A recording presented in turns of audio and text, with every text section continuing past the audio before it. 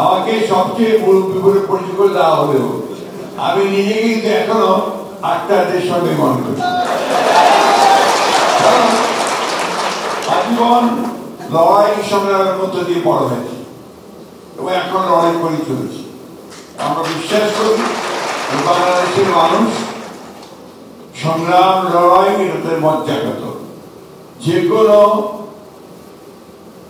বিপদে যে কোনো দুঃসময়ে সবাই এক হয়ে লড়াই করতে জানে, তার প্রমাণ জুলাই দিয়েছে। গত পরশু ইউএস বাংলাদেশ একটা বিজনেস ফোরামের সভা হচ্ছিল। সেখানে আমাদের সম্মানিত, সকলের সম্মানিত, বিশ্বের সম্মানিত প্রফেসর ইউনূস যখন কথা বলছিলেন, আমার বারবার করে মনে হচ্ছিল যে আমি এই দেশের স্বাধীনতার ঘোষক শহীদ প্রেসিডেন্ট জিয়াউর রহমানের কথা স্বপ্ন দেখেছিলেন যে বাংলাদেশকে একটা গণতান্ত্রিক, একটা সমৃদ্ধ এবং দুর্নীতিমুক্ত একটি বাংলাদেশে পরিণত করবেন। তার সমস্ত কথাগুলো সেই সভায় প্রফেসর ইউনূসের কথা থেকে বেরিয়ে আসছিল।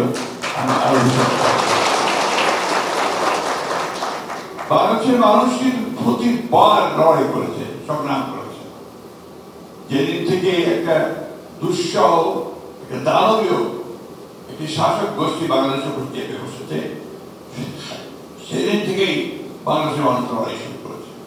আমি পার্টিকুলার কোনো পলিটিক্যাল পার্টিকে কথা বলতে চাই না, প্রায় প্রতিটি মানুষ এর বিরুদ্ধে সংগ্রাম করেছে। যেমন করেছে আপনার সেই তেঁতুলিয়ার গ্রামের মানুষ, ঠিক আপনারা এইখানে এই প্রবাস মধ্যপ্রাচ্যে যারা আপনার বাংলাদেশের উন্নয়নে বলুন, প্রতিটি কাজে বলুন যে সহযোগিতা করছে, সেটাও স্বপ্ন দেখেছিলেন শহীদ প্রেসিডেন্ট জিয়াউর রহমান। এবং আজকে গার্মেন্টসের যে নারীরা আমাদের যে কাজ করছেন এবং একটা নতুন একটা অধ্যায় সূচনা করতেন, সেটা কিন্তু স্বপ্ন দেখেছিলেন শহীদ প্রেসিডেন্ট জিয়াউর রহমান। একজনের শাসন ব্যবস্থা থেকে বহুদলীয় গণতন্ত্র এবং একই সাথে মুক্ত সমাজ, একটা আপনার মুক্ত সংবাদ প্রবাহ, freedom of speech, freedom of press, এগুলো স্বপ্ন দেখেছিল শহীদ প্রেসিডেন্ট জিয়াউর রহমান। আজকেও আমাদের নেতা, তরুণ নেতা আমরা বলি, তিনিও 31 দফা কর্মসূচি দিয়ে সে নতুন চিন্তা ভাবনা। আমি একটা কথা স্পষ্ট করে দৃঢ়তার সঙ্গে বলতে চাই যে আমরা যারা বয়োজ্যেষ্ঠ আছি, আমরা অনেকগুলো লড়াই লড়েছি, আমরা স্বাধীনতার যুদ্ধ করেছি, পরবর্তীকালে গণতন্ত্রের জন্য সংগ্রাম করেছি, লড়াই করেছি। আজকে আমাদের সামনে শহীদরা যারা তারা এসছে এবং আমরা অত্যন্ত আশাবাদী যে আমরা ভবিষ্যতে আমার লড়াইয়ের মধ্যে দিয়ে যেতে পারি। একটা কথা আমাদেরকে সবসময় মনে রাখতে হবে, সেই কথাটা হচ্ছে যে স্বপ্ন দেখতে হবে। প্রফেসর ইউনূস যে স্বপ্ন দেখেছেন, যে দেখছেন, এই স্বপ্নগুলোকে আমাদের সামনে এগিয়ে নিয়ে যেতে হবে। তারা যে স্বপ্ন দেখেছেন সেটা নিয়ে আমরা সামনে এগিয়ে যেতে পারবো বলে আমি বিশ্বাস করি। আমাদের যেটা দরকার, সবচেয়ে বেশি যেটা দরকার, পলিটিক্যাল কমিটমেন্ট। আমাদের মধ্যে সেই আস্থা দৃঢ়তা থাকতে হবে। বিগত রেজিম আমাদের আস্থা নষ্ট করে দিয়েছিল, বিগত রেজিম আমাদের ধ্বংসস্তূপে পরিণত করেছিল।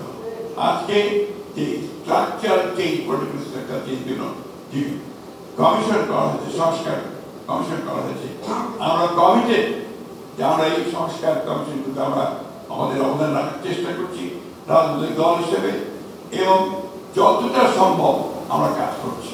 এবং এই কথা আমরা খুব স্পষ্ট করে সবার সামনেই বলতে চাই, যেখানে বাংলাদেশের সবচেয়ে বেশি উপকার হবে, যেখানে বাংলাদেশি মানুষের উপকৃত হবে, সেই কাজগুলো নিঃসন্দেহে আমরা সর্বাত্মকভাবে করবো বলে আমরা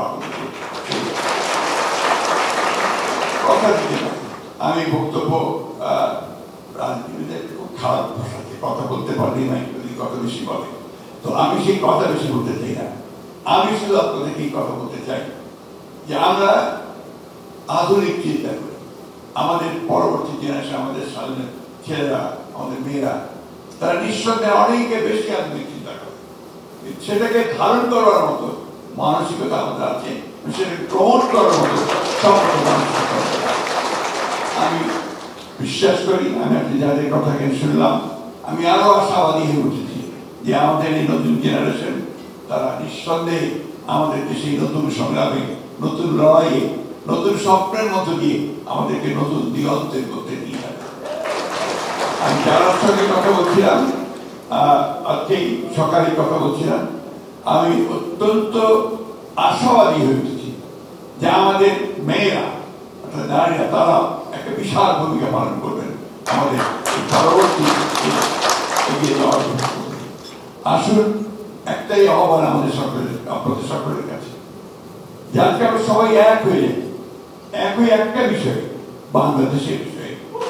সবার আগে বাংলাদেশ, সবার আগে বাংলাদেশ, এটাই হোক আমাদের। ধন্যবাদ।